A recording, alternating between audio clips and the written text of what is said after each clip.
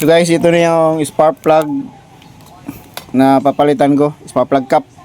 So ito yung nakakabit sa kanya, replacement na. So ngayon, papakita natin yung comparison ng nilagay na replacement at saka itong spark plug cap ng Toyota ni Seaworks ng Toyota Chuso. So ito siya. So ayan. Nabuksan ko na to kasi tinest ko rin.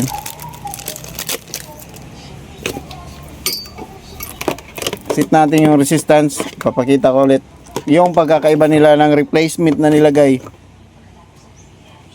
Kasi hindi ito nababagay sa mga FI na motor. So itong nakalagay na replacement. Test natin yung resistance.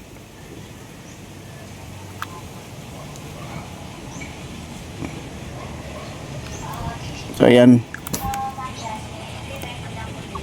nagpo-fluctuate.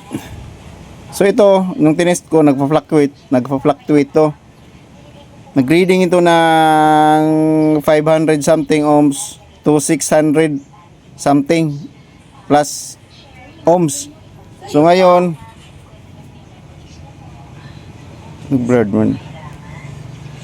So ngayon, nag-reading siya ng 255 ohms kasi nakalagay 0.2 ngayon nag 256 kilo ohms, so point siya, so ibig sabihin 256 ohms kung babasahin siya na wala yung point. So yan, 256 ohms. Ito yung sa kay Toyota Chuso na Seaworks. Comparison natin. So dapat 5 kilo ohms. Yun yung makuha natin na kasi yun yung kailangan ng ng mga FI. So ayan, 4.93. So round off siya. Pwede na yan.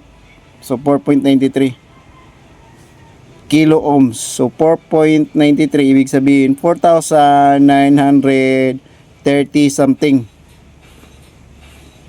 4,000. So 4.93 kilo ohms. So pagbabasahin sa 1,000 kilo means 1,000.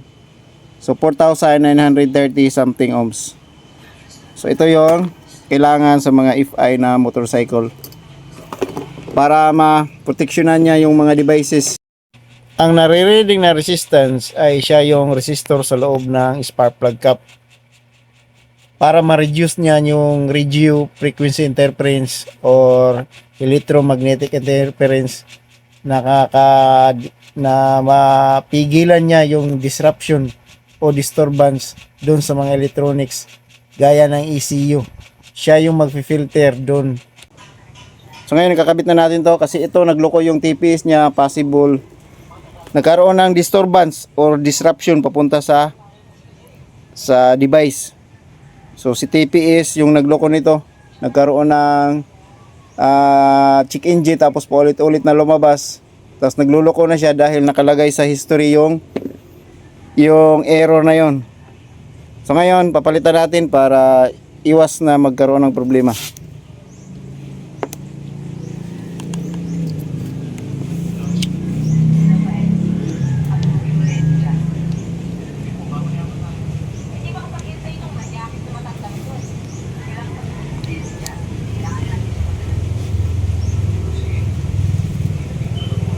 Sa ngayon oil change niya, kaganina lang yung gawas.